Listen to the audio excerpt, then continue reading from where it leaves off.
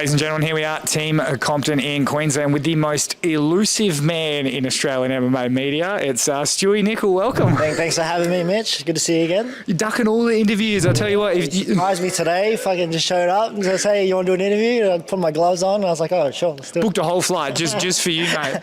Sweet as. No, thank you for having me. Now, I mean, you were quiet for a while and we didn't know why. And it all made sense because you got the greatest opportunity that any athlete can have in mixed martial arts. Not only did you get a shot at the UFC, but you got to skip Dana White Contender Series and sign straight with the promotion. Can you put that into words of just how good that feels?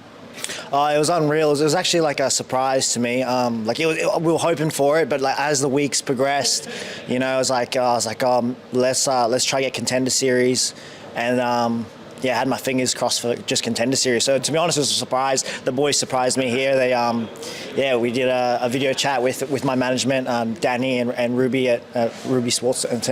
Danny and Remington.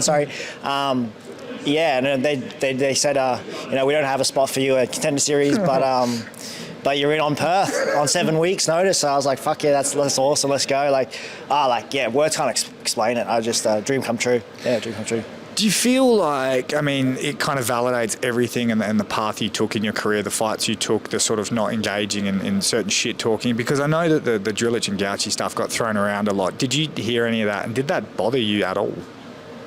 Like I said, I try to stay off that stuff. I try not to look into that too much. Just, keep my head down, keep working hard and chasing the goal. And we got there in the end. So to answer your question, yeah, it does validate, just keep my head down, putting in the work in, and I'm blessed. This opportunity is incredible. Between us three, it is a three-headed coin flip. And those two have got their shot in Contender Series now. How fucking awesome is that? Like that's unreal. So I'm blessed. I'm fortunate to have this opportunity, and I'm gonna make the most out of it. Is it tricky training? I mean, you've got obviously some real killers here, but you're clearly the most experienced lighter guy. Is it hard to get bodies on the mat for you?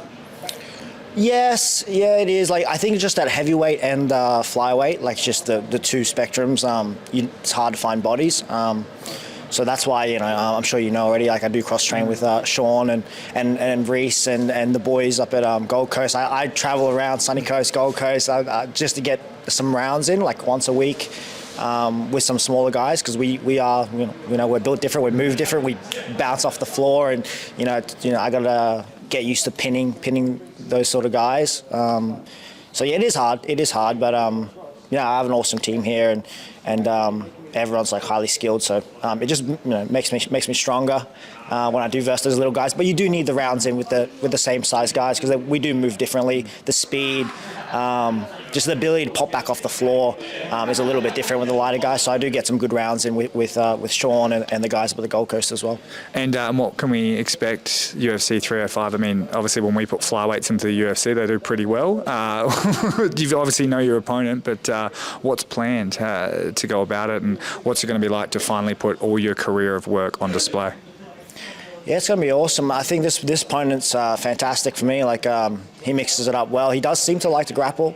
He has 6 submission victories. He's got power in his hands. It's one of those ones that's exciting, keeps you up at night.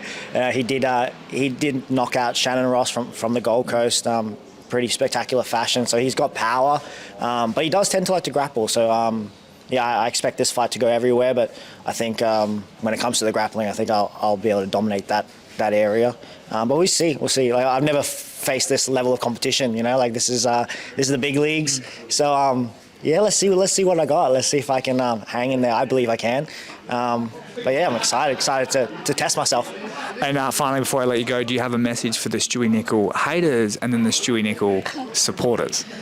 Just all love to haters and supporters.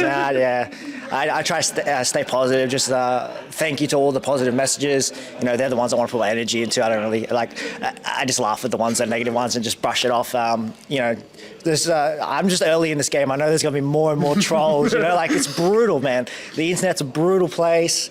Especially in MMA, it's crazy the people sitting there with their, freaking Doritos, commenting on fights, and they're terrible, they're fat, overweight motherfuckers.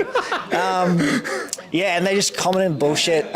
So you know you can't look into that too much and get too invested in that stuff. I just focus on all the positive message I'm getting, which is thousands. So thank you all for the support. Well, mate, I will let you go. My first ever article, Australian MMA, was how much is a nickel worth? And we're about to find out, 305. About to find out. Let's go. Thanks, brother. I appreciate it.